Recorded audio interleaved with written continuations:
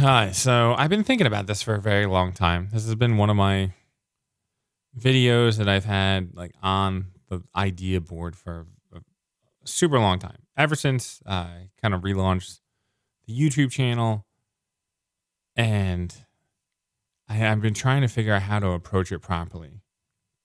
Because I mean, saying that like the MCU failed at one thing, like that's a bold statement. It's definitely a very bold statement to say.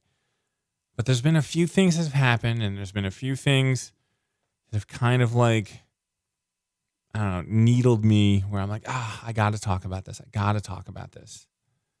And so the final needle, or the final nail in the coffin, was the relaunch of the Ultimates.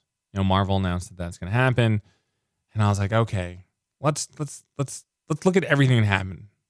Because earlier this year, when Dan Slott relaunched Spider-Man with a #1 issue, they introduced Tom Holland's Spider-Man from the MCU universe.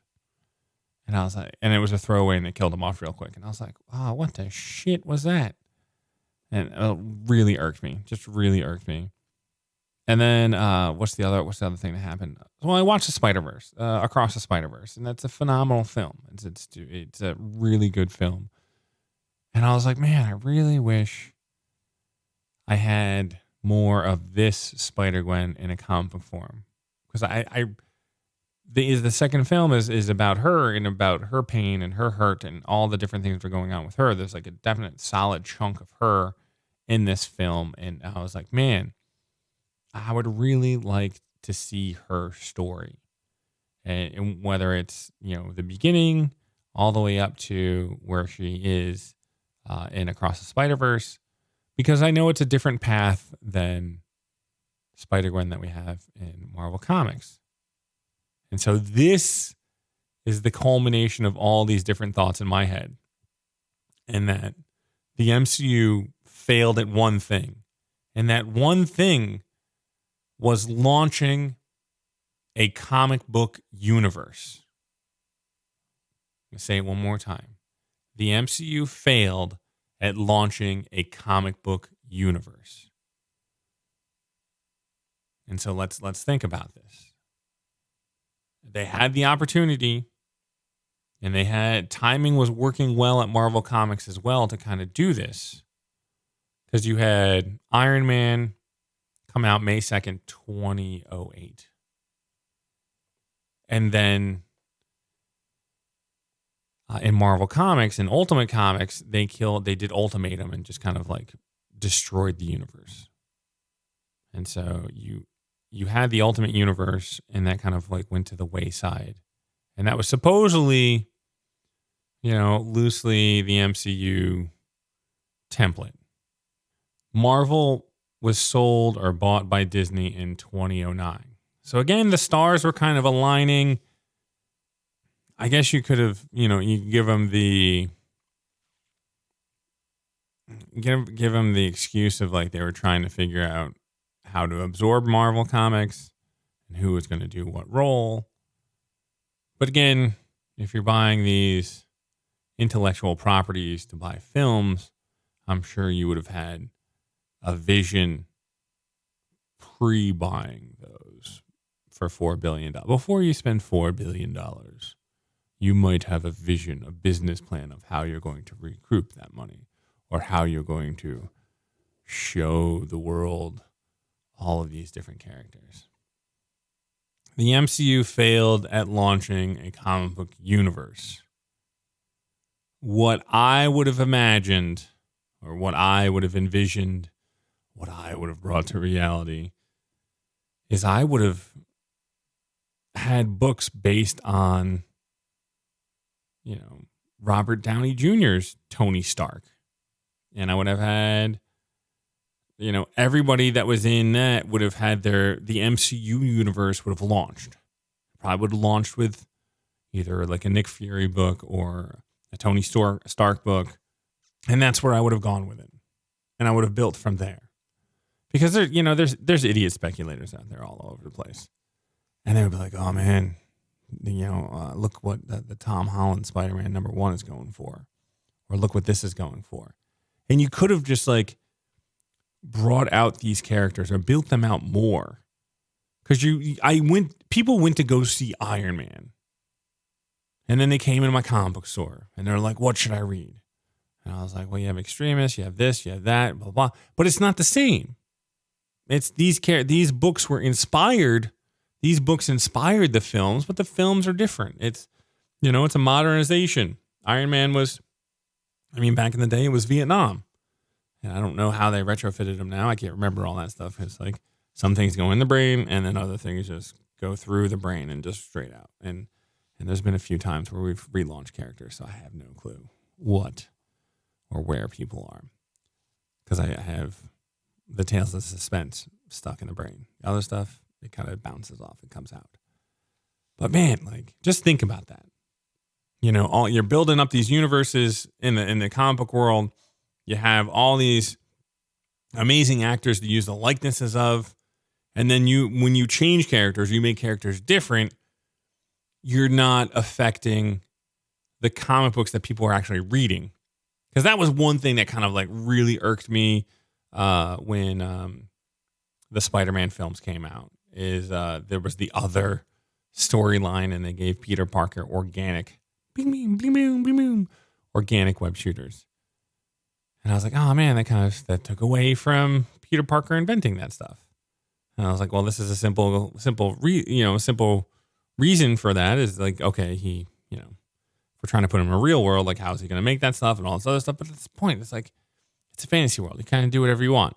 But then you have like Thanos and all these other things. They kind of build up, and just think about all those stories that you could have like filled in between Avengers and Avengers 2. And all you have to do is give a writer like one tidbit, like, oh yeah, we had an adventure over whatever, and the Avengers, and it kind of went sideways, and you really literally have to write one paragraph of like, this is what happened, and so you could write a series on that, and then so you either comes out before the movie or it comes out after the movie. If it came out before, then like when those throwaway lines kind of happen in a movie, you're like, oh man, I read that, and that shit went down, man. And now look how Hulk is looking at Black Widow and stuff, and all that, craziness and everything else, and all the different things that could have happened. Like, man, like you could have had so much fun with the Guardians of the Galaxy if they were in like their own universe. What we're establishing right now, since like there's a Flash movie and there's Across the Spider-Verse, and then there was the Multiverse of Madness, and then there was the other Spider-Man movie where they had different universes going on, is people are smart enough to understand the shit that's going on in comic books. It's not too crazy. It's not too ludicrous. Like, everybody just straps themselves in, and if it's written well, we'll be along for the ride. And so they don't give people credit, or the viewer credit, to be like, oh yeah, I can connect the dots, or I can figure it out, or I can kind of like piece together things, or I can wiki things, or whatever it is. So I think there's a huge missed opportunity here. Like, how many billions and billions of dollars have these films made, and they haven't like created a comic book universe out of it? I mean, they created a toy universe. They created, I don't know if they created a game universe. They might have created a game universe. But like, they've created t-shirts. They've created everything else. Like, if a kid comes into a shop and he looks at the wall and he doesn't see this stuff that he saw on television, like, he's not going to buy it. I don't think. I mean, I have mild experience in the business. I mean, but like, I'm just thinking about this. Like, it's I just feel like it's like, okay, you took my money here. How do I take my money again? I mean, you have the roller coasters, you have the universe now with the rides, everything else. Like, if you had definitive, like, these are the MCU books to read, because these are the stories that came in between the films and all this other stuff and everything like that. Like, and it fills in the gaps or adds more layers to the characters, or like, I mean, like, honestly, like Clint Barton, you could have free reign writing that character with Jeremy Renner's version of Clint Barton, of all the crazy things he did, pre Thor, pre Avengers, like all that stuff. And then also like the Ronin storyline, like he could have like went seriously dark with that one. I'm trying to think of all the Drax has plenty of potential. All the cosmic characters you could have done a lot of stuff with.